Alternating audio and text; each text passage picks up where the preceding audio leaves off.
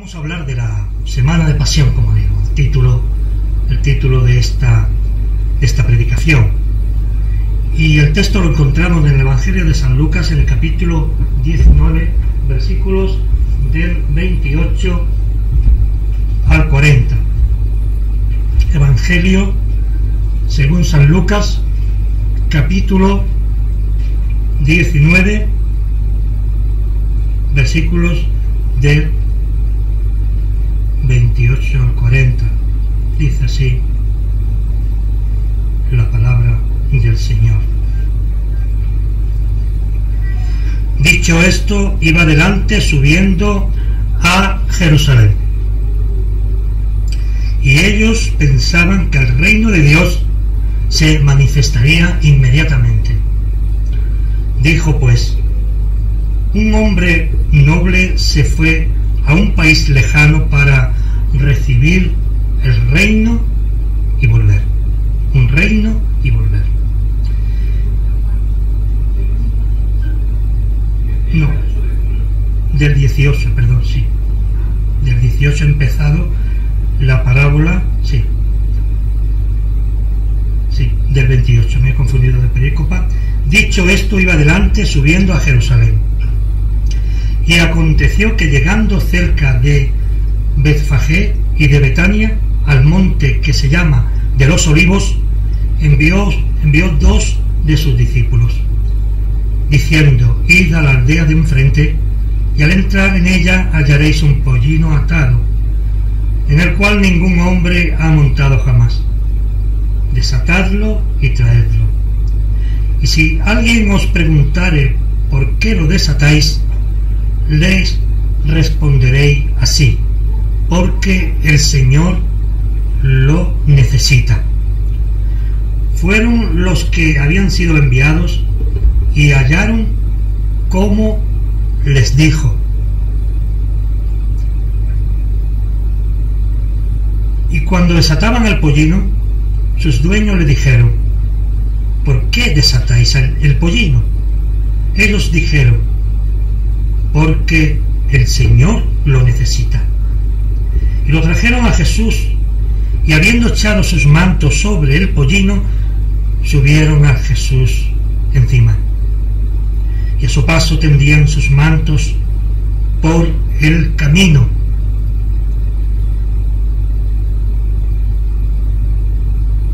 Cuando llegaban ya cerca de la bajada del monte de los Olivos, toda la multitud de los discípulos, gozándose, comenzaron a alabar a Dios a grandes voces por todas las maravillas que habían visto, diciendo: bendito el Rey que viene en el nombre del Señor, paz en el cielo y gloria en las alturas. Paz en el cielo y gloria en las alturas. Hasta aquí la palabra del Señor, que Él la bendiga en nuestros corazones.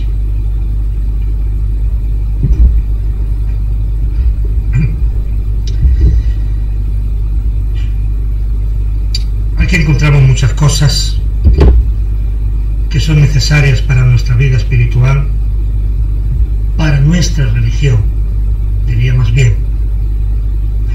Son momentos tristes, por un lado, pero con un resultado final de alegría y de gozo para el pueblo de Dios. Tristes por muchas cosas, no solamente por la pasión y la muerte de nuestro Señor Jesucristo, sino también porque ese recuerdo habla nuestras vidas, habla nuestros corazones, o debería hablar a nuestras vidas, debería hablar a nuestros corazones, ser menos religiosos y estar más cerca del mensaje. Yo personalmente tengo una envidia sana una envidia sana con respecto a a la Semana Santa del mundo y de la Iglesia romana. Cuando era niño me impresionaba, era un buen católico, de hecho ya estaba en el seminario, me impresionaba cómo la gente iba detrás de los tronos llorando. Y nunca, en los años que llevo de pastor, he visto a nadie llorando cuando hablamos de la pasión y de la muerte de Cristo. Y no es que esas lágrimas de esas personas sean ahí superpuestas en el ánimo, y no, son lágrimas de verdad, de dolor ante el Cristo, como pueden tener dolor por otras cosas. Es un dolor humano. El Señor no pide de nosotros el llanto, que no estaría de más, ni el dolor, que sería necesario, sino que pide de nosotros como mínimo un momento de espera, un silencio en nuestras vidas, un alto en nuestro camino, en nuestras acechanzas, en nuestros problemas, en nuestra propia vida, que no somos de aquí, que somos de otro lugar, de ese lugar en el cual nosotros iremos, y debemos vivir por y para ello, por y para Cristo, por y para la palabra de Dios, extenderla de una manera viva.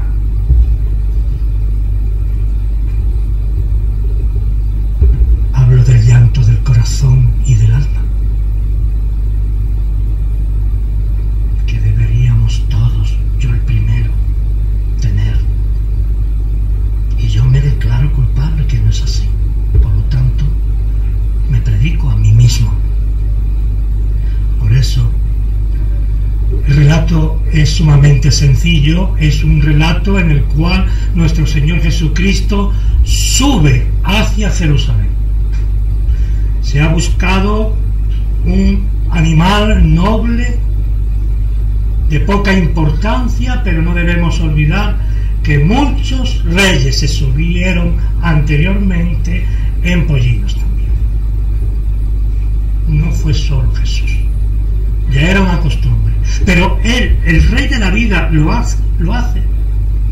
¿Para qué? Para enseñarnos la humildad, para enseñarnos a vivir como Él quiere esa humildad.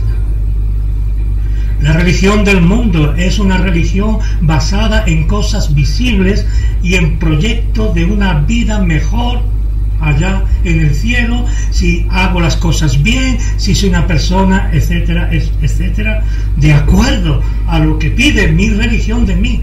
Eso es lo que dicen. Pero eso sabemos que no tiene ningún resultado, porque es religión. Son ideas dignas de respeto, al menos en esas personas sencillas. El Señor Jesús en diferentes momentos se le desgarra el alma, el corazón, y llora amargamente y se conmueve en su corazón. Lo más visible es en el Sermón del Monte, pero también se conmueve por Jerusalén. No podemos nosotros caer en esa equivocación de muchos, que el Señor Jesús llora solamente sobre la Jerusalén física. El Señor Jesús está llorando por la Jerusalén celestial, es decir, la Jerusalén de aquellos que forman la Iglesia universal, la Iglesia católica verdadera, que está en el espacio y en el tiempo, de los que creyeron, de los que creen y de los que creerán.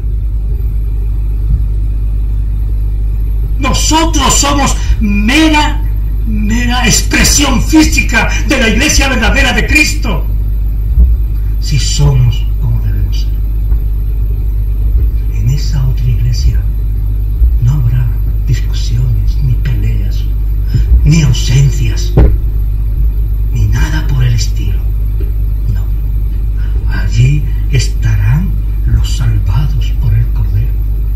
El Señor Jesús llora por tu Jerusalén, llora por ti, llora por mí allá en ese momento.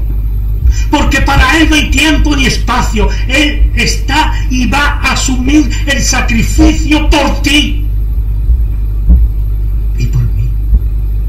Él está llorando, viendo nuestra vida, viendo nuestra biografía, porque el tiempo de Dios no es nuestro tiempo.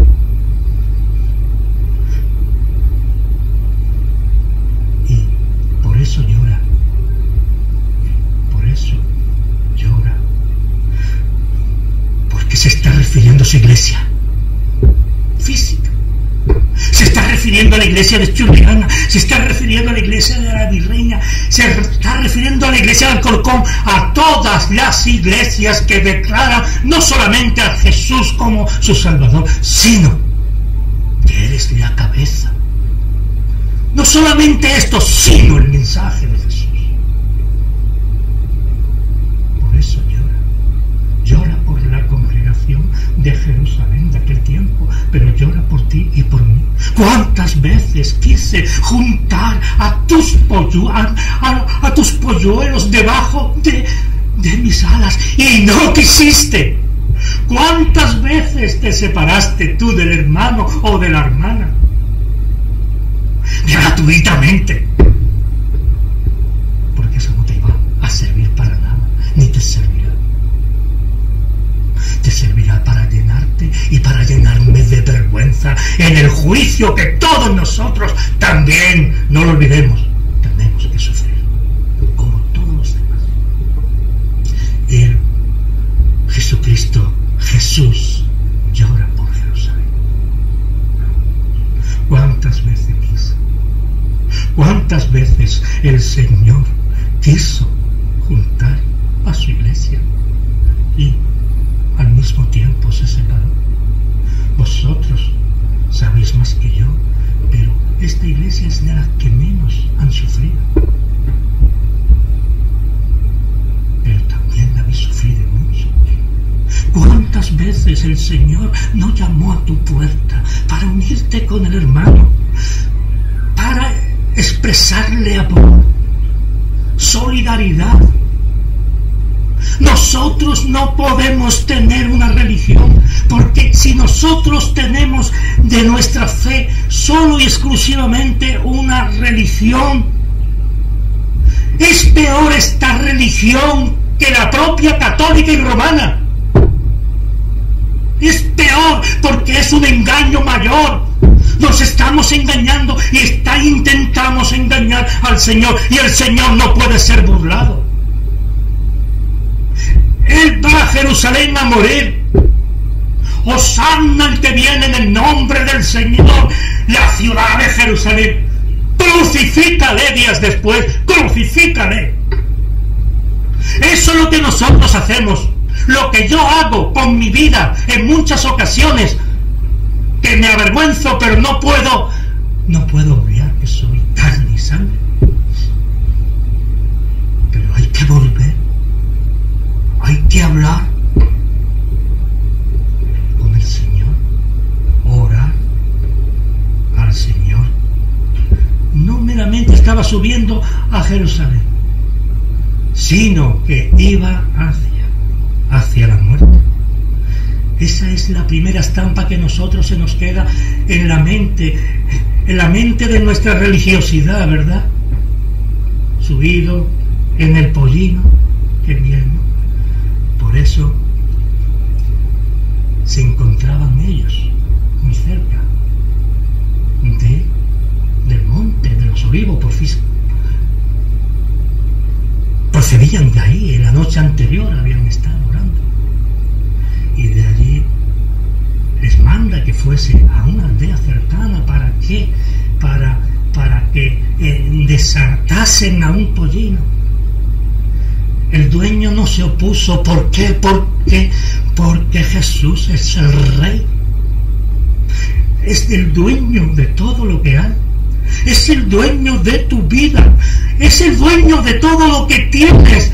Es ese amo. Es el amo. ti y en mí. El problema que tenemos, porque vivimos en la carne, es que no vivimos el gozo de la salvación. No lo sentimos en muchas ocasiones. Estamos preocupados, y es cierto, yo lo estoy también, por la vida de mi familia, por la vida de mis hermanos, por la vida de la iglesia. Estoy preocupado como puede estar cualquiera de vosotros. Pero tendríamos que estar preocupados por cada uno por sí. Cada uno por sí. Por eso, esta entrada triunfal, que se llama así, la entrada triunfal de Jesús en Jerusalén. Jesús tenía otro concepto de aquella entrada. Hemos dicho algo, y no debemos olvidar que no fue en la ciudad donde Él triunfó, donde Él salió victorioso, sino que fue en el Calvario. Y esta mañana yo decía que no, en el Calvario no está nuestra salvación, sino que está consumada, mejor dicho, perdón, que en el Calvario no está la consumación de nuestra fe, sino en la resurrección. Allí estuvo en tu lugar y en mi lugar. Allí bajó a los infiernos, allí fue humillado, allí fue lacerado, pero allí era un hombre vencido. Eras tú y era yo, éramos nosotros, era su iglesia. Por eso había llorado al entrar allá, no porque tuviera miedo, sino por todo cuanto hablamos, decimos, hacemos. Por eso Jesús lo entendió de otra manera, no lo entendió como algo triunfal. No hizo mucho caso de la gente que le vitoreaban. ¿Por qué? Porque su victoria estaba en el Gólgota. ¿Por qué? Porque la consumación de ese sacrificio estaba en el sepulcro vacío. Ya no está. Ya no está, pues ha resucitado. Gloria al Señor. Ya no está. Nosotros no creemos en un Jesús muerto, sino vivo. Vivo. Por eso Él tiene autoridad para mandar a sus discípulos que desaten y el dueño a que se calle. ¿Por qué? Porque el Señor lo necesita, porque Él es el Señor. Y lo que sabemos es lo que estos versículos nos hablan. El pueblo, mientras tanto, le tendían los mantos en señal de sumisión. Y toda la multitud de sus discípulos, fijaos bien lo que dice el texto, toda la multitud de sus discípulos se gozaron y alabaron y dijeron: bendito el que viene en el nombre del Señor. ¿Y dónde estaba esa multitud? ¿Dónde estaban sus discípulos? Que eran cientos. Pero ¿dónde estaban los más cercanos, los 12? ¿Dónde estaba? Uno le vendió, le traicionó. Y los que no le traicionaron, ¿dónde estaban? ¿Dónde estaban? ¿Dónde estamos nosotros? ¿Dónde estamos? Quedó solo en la cruz, precisamente con 2 sacerdotes, con 2 fariseos. No tenía nadie, estaba solo allí en la cruz. Y aquellos 2 hombres,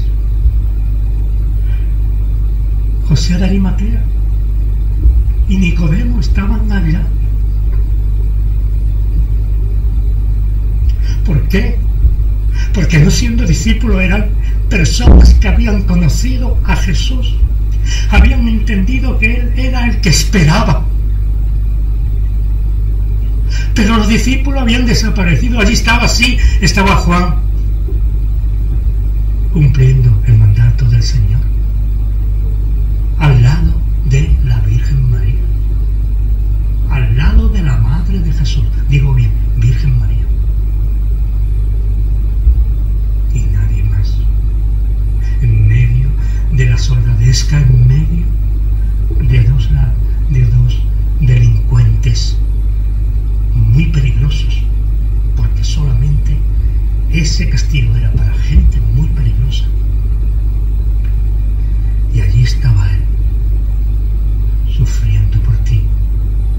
Bajó a los infiernos. Hay algo que tenemos que recordar, que Jesús bajó en el momento de expirar, bajó a los infiernos, tal como dice el credo apostólico. Bajó a los infiernos, donde nosotros tendríamos que haber bajado, no unos momentos, sino por toda la eternidad. Porque te amó, porque te conoció. ¿Cuánto nos gusta repetir esas palabras, verdad? Nos conoció, nos predestinó, nos tal y cual. ¿Y cuánto nos cuesta vivir esos conceptos que no son palabras, sino conceptos de vida y de vida eterna? Esta es la generación, en general, de creyentes con un concepto que tienen de ellos los jóvenes muy malo.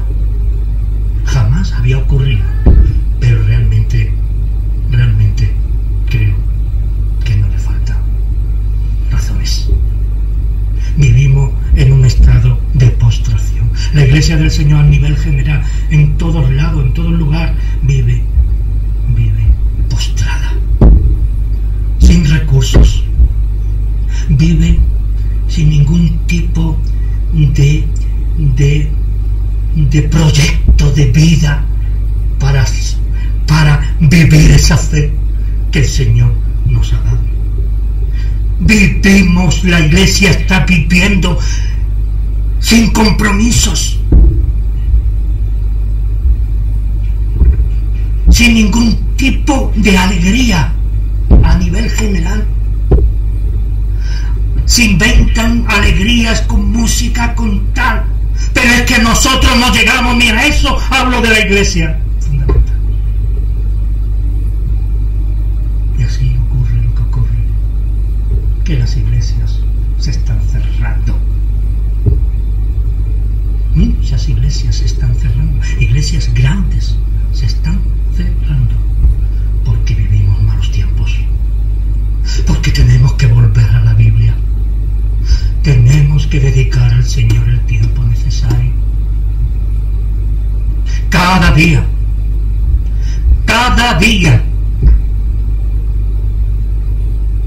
Orar al Señor. Hacer un devocional familiar. Porque si no hay futuro.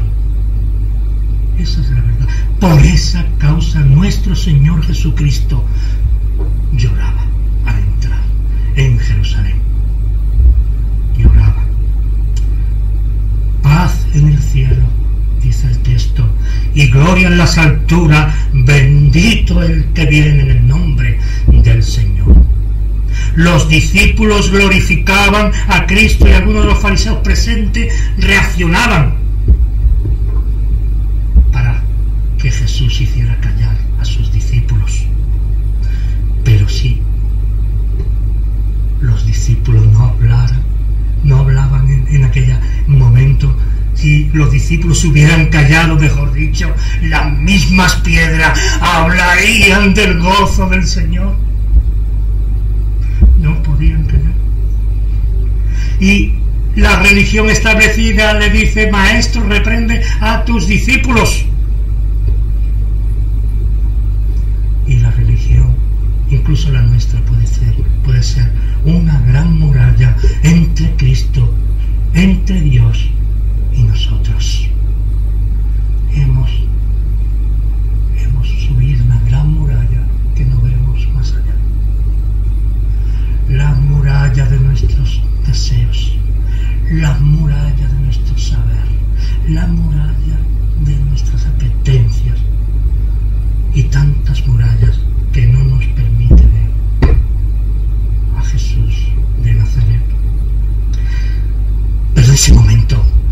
ese momento concreto Jesús contesta adecuadamente a aquellos sacerdotes: os digo que si estos callaran, las piedras clamarían, llorarían, gritarían.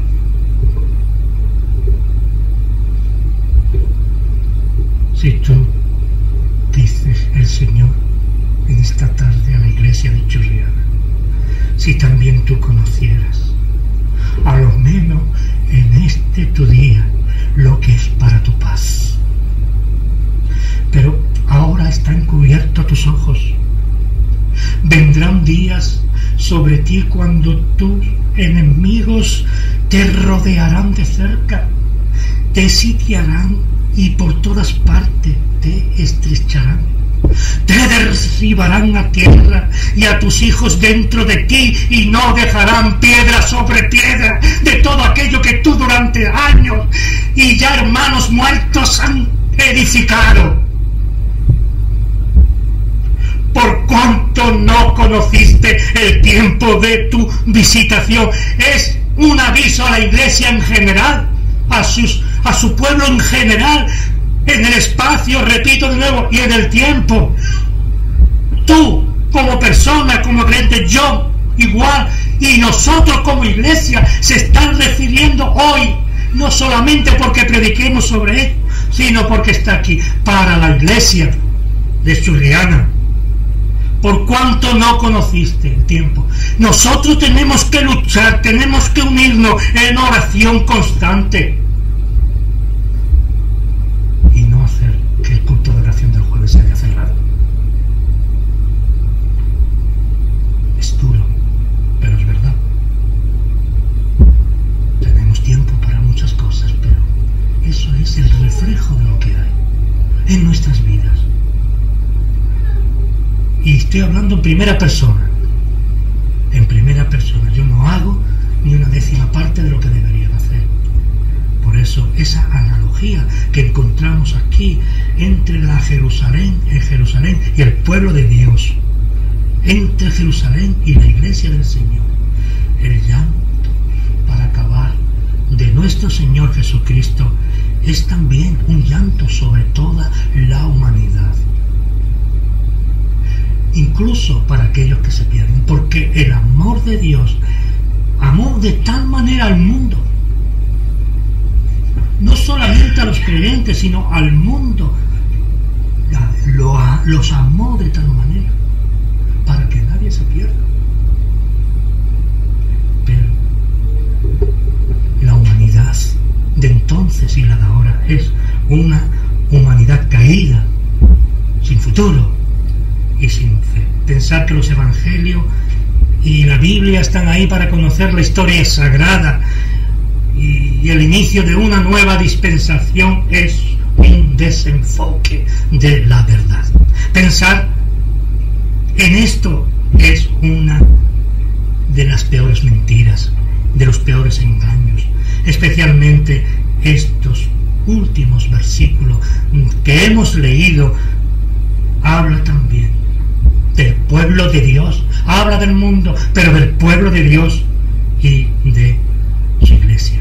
Es un aviso desesperado este texto para la iglesia de nuestros días, no para entonces, no para los judíos que fueron tan malos crucificándolos, no, porque tú y yo lo crucificamos, no fueron los judíos, tú y yo lo crucificamos, él fue a la cruz por ti y por mí.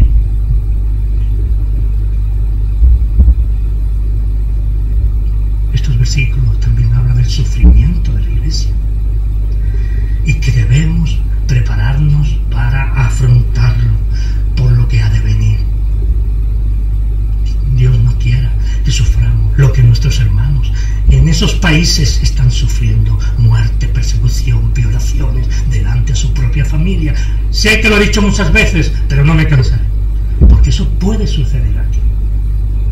Tenemos que hacer nuestras las palabras de Cristo y estar dispuestos a afrontar el sufrimiento como Él. Él sabía lo que le ocurriría en Jerusalén, pero Jesús estaba preparado y decidido a sufrir y a pagar el precio. Nosotros debemos estar como Él, porque somos hechos espiritualmente a la imagen de Jesús, estar preparados para pagar el precio de nuestras maldades y de nuestros pecados. Todo lo que nos pasa, toda enfermedad, todo cuanto somos y hacemos que no nos sale bien, que va mal, es el resultado, es la consecuencia del pecado, la enfermedad y también la muerte. Es una consecuencia del pecado. Pero tú y yo sabemos que Cristo está a nuestro lado, que Él no nos dejará ni nos desamparará, que a pesar de todo, Él nos recogerá. Pero, por favor, que no seamos como aquellos que pasaron como por fuego, ¿verdad? Como aquellos que se han perdido tantas bendiciones en sus vidas por vivir una vida mundana, más cerca del mundo que de Dios y de su iglesia.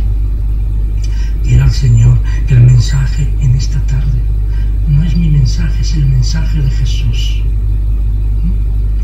sea para ti el comienzo de una nueva etapa en tu vida y también en mi vida, que estamos aquí, hermanos, para glorificar a Dios con nuestra vida, no solamente en la iglesia, sino en cualquier lugar, que seamos hijos, que seamos personas identificadas con el Señor Jesús, que estas fechas nos sirvan para recordar